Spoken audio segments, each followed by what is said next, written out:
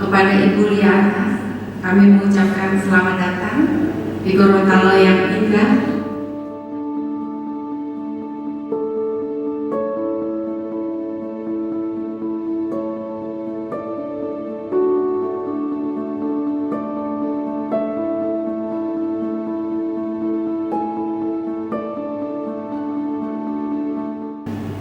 Saya juga mengucapkan terima kasih kepada seluruh ketua cabang, kami, jajaran Polda Gorontalo.